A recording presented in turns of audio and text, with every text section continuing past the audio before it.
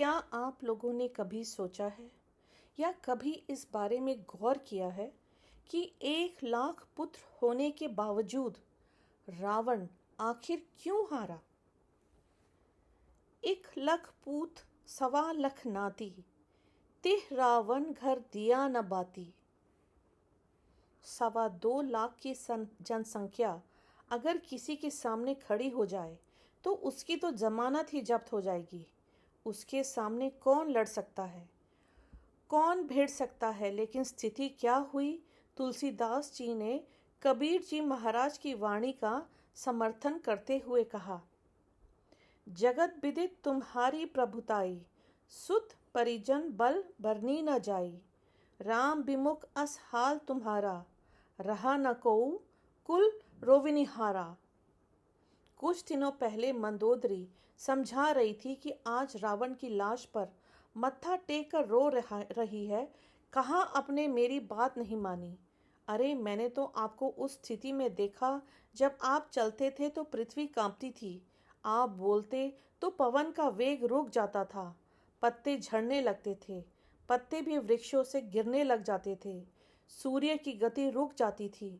लेकिन आज बड़ी ही विडंबना है कि आप अनाथ की तरह पृथ्वी पर पड़े हैं। काख कंक लय भुजा उड़ाही, एक ते छीनी एक ले खाही।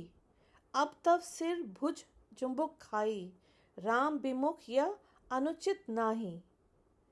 और थोड़ी देर में मंदोदरी ने देखा एक कौवा आया और रावण की भुजा को खींच कर ले गया।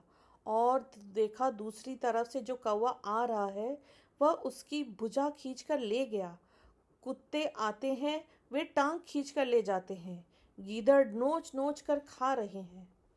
जिस रावण के सामने अग्नि, चंद्रमा और सूर्य सब तेजहीन थे, जिसने अपनी भुजाओं के बल से काल को भी जीत लिया था, वह आज अनाथ की तरह पृथ्वी पर पड़ा हुआ है। यह दृश्य मंदोदरी देख रही थी और बहुत तरह से विलाप कर रही थी। मंदोदरी कह रही थी, धिक्कार है, धिक्कार है। अगर धर्म के धारण कर लिया होता तो आज ये दुर्गति नहीं होती। अबिचल है जो धर्म पर होती उसकी जीत, अन्यायी की लाश पर कुत्ते गाते गीत। तो कहने का तात्पर्य यही है कि धर्म मार्ग को किसी भी हाल में नहीं छोड़ना चाहिए। कभी कभी धर्म मार्ग पर कड़ी परीक्षा देनी पड़ती है, लेकिन उस परीक्षा में तनिक भी विचलित नहीं होना चाहिए। धर्म रक्षिति रक्षता। अगर आप धर्म को धारण किए हुए हैं तो एक बार तो शास्त्र भी फेल हो जाता है, संपत्ति भी फेल हो जाती है, लेकिन धर्म आपको कभी भी धोखा नहीं दे सकता।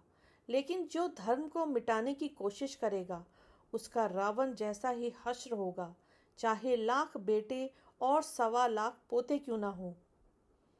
तो इससे हम ये सीख लेते हैं कि रावण जैसा बलशाली, ताकतवर और इतना इंटेलिजेंट जिसको बोला जाता था कि उसको शास्त्रों का इतना ज़्यादा ज्ञान था, लेकिन उसकी एक भूल, उसका एक घमंड, उसका एक गुरूर, उसने उसको कहीं का नहीं छोड़ा।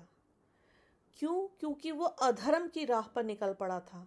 मंदोदरी ने उसको इतना समझाया, उसके भाई विभीषण ने इतना समझाया, लेकिन उसने किसी की एक न सुनी और अपने हठ पर अड़ा रहा।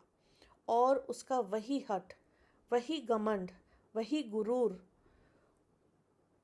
उसके सर्वनाश का कारण बना। वो भूल गया था कि वो अधर्म के रास्ते पर चल पड़ा है और अधर्म की हमेशा ही हार होती है। तो इस प्रसंग से हम ये सीखते हैं कि हमें हमेशा, चाहे हमारे पीछे एक फौज ही क्यों ना खड़ी हो, लेकिन हमें हमेशा धर्म की राह पर चलना है। अधर्मी, असत्य कभी भी जीत नहीं सकता।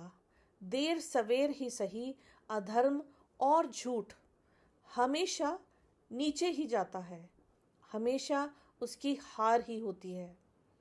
इसीलिए हमेशा धर्म की राह पर चलें, सुखी रहें और सुरक्षित रहें।